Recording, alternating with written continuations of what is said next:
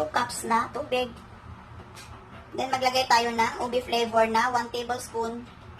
Pero kung meron kayong condensed milk na ube flavor, pwede nyo siyang gamitin.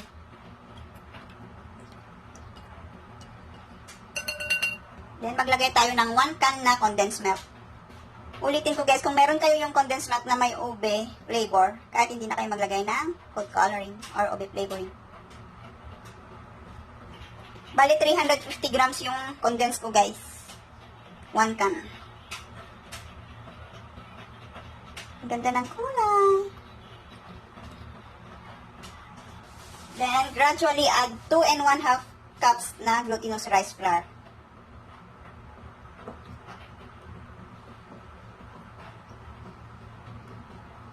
Kaway-kaway sa mga mahihilig sa ube. Kagaya ko. Charis!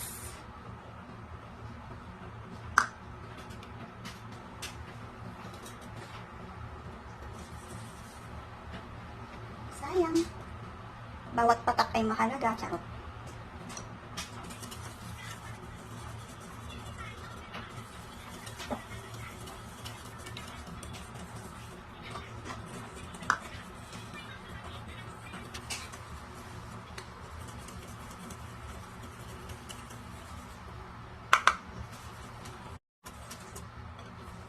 Haluin lang natin hanggang maging smooth at wala na yung buo-buo na ng ating glutinous rice flour. Wala ko guys ng konting asin.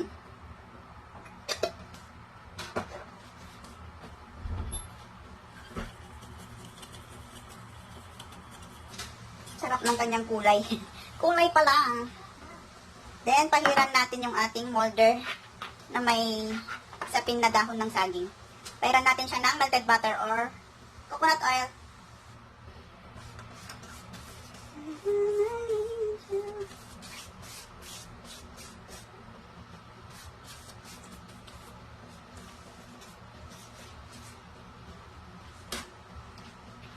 Then, sasalain natin pag nilagay na natin sa ating pan. Gumamit pala ako ng 7x7 na pan. Oops, marami pa rin buo-buo.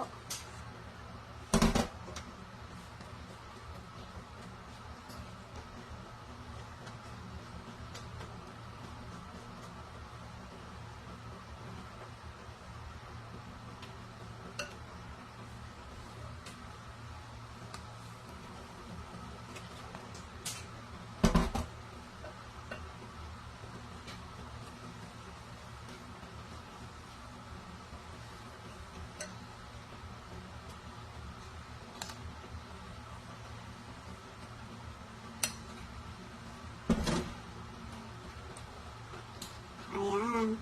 Guys, i-ready nyo na rin pala yung inyong steamer.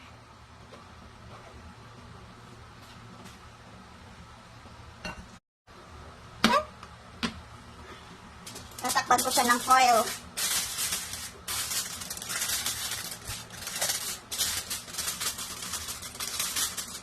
Kumukulo na ang ating tubig. I-steam na natin siya for an hour sa katamtamang apoy.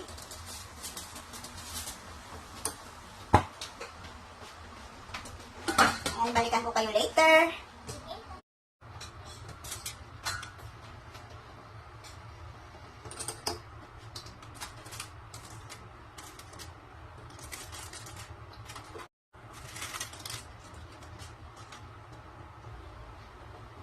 Hayaan muna natin siyang lumamig ng mga 1 hour.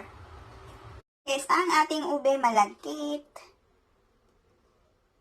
Maglalagay ako ng toasted na desiccated coconut, peanut, tsaka sesame seeds. Pwede rin naman yung gadgaran ng cheese guys, o kaya latik.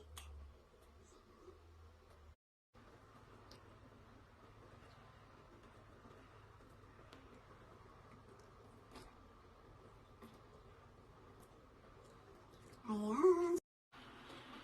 So, nag-enjoy, nag-positive, be happy, and spread love. See you again next time. Bye!